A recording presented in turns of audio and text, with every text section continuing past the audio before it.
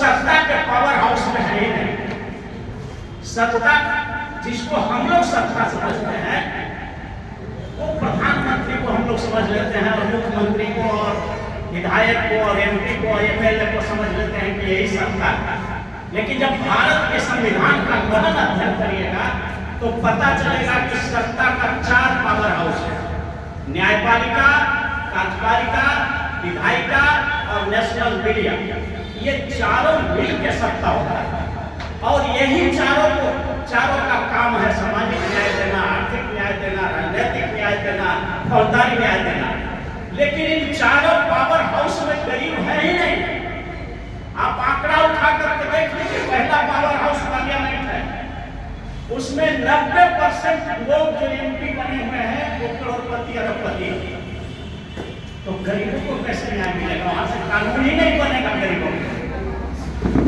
और इस देश के न्यायपालिका में भी देख लीजिए, सुप्रीम कोर्ट, हाई कोर्ट और जिला न्यायाधीशों का अगर आप संपत्ति का विवरण ले लीजिए तो करोड़पति से कोई कम नहीं है। तो सारे के सारे न्यायपालिका भी पूंजीपतियों के हाथ में है इस देश का। और नेशनल मीडिया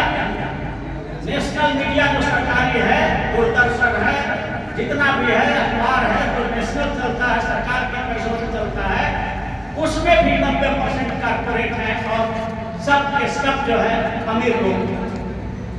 और दे करके एग्जीक्यूटिव में जो कुछ लोग आ रहे हैं, कार्यपालिका में जो नौकरियों में आ रहे हैं, उसमें कुछ लोग आपके आ रहे हैं।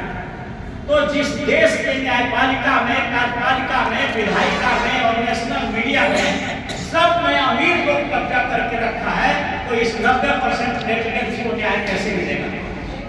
मैं 100 सोनार का एक विभाग का अपने अध्यक्ष धर्मनाथ बाबू से आग्रह करना चाहता हूं कि हम लोग बैठिए और एक विधेयक तैयार करिए, एक बिल तैयार करिए, time of justice delivery act. एक कानून बना दीजिए, हम तैयार कर लीजिए बिल उसका, और उस बिल को पारित कराने के लिए पूरे देश में आंदोलन करा दीजिए कि किस केस को कितना दिन में जजमेंट होना चाहिए।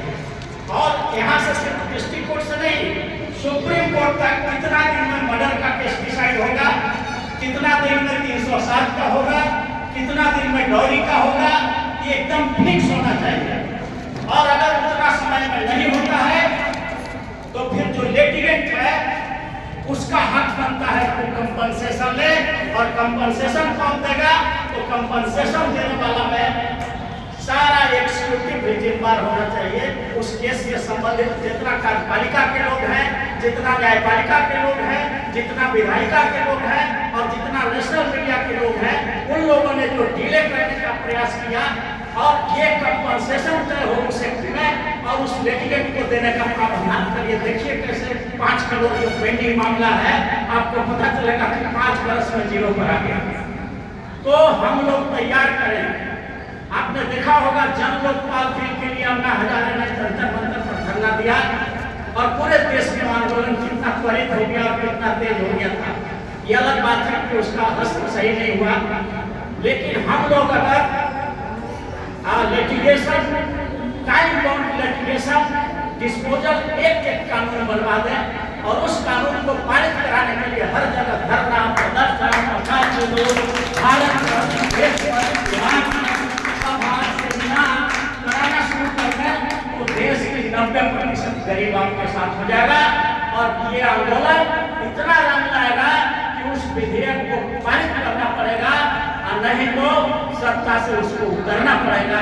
ऐसी स्थिति हम लोग पैदा करने की स्थिति में हम लोग आ जाएंगे, तब जाकर देश के गरीबों को हम सामाजिक न्याय, आर्थिक न्याय, सामाजिक न्याय, आर्थिक न्याय, राजनीतिक न्याय, फौजदारी न्याय टाइम से दिला सकते हैं। इसलिए ये बहुत बड़ी काम नहीं है। 100 सोनार का एक त्योहार का होगा। हम लोग ये विधेयक तैयार करें, बैठ करके धर्मनाथ बाबू के चैम्बर में हम लोग बैठ करके लिखें, और उसको पारित कराने के लिए आगे से हम लोग कार्यक्रम करें। क्योंकि ये जो अमीर लोग है वो इतना शातिर है कि वो जमीन छीन लेगा, गगन छीन लेगा, जमीन छीन लेगा, गगन छीन लेगा। ऐ देश के गरीबों तुम सोए रहे तो वो अर्थी से तेरा कफन छीन लेगा, कफन छीन लेगा।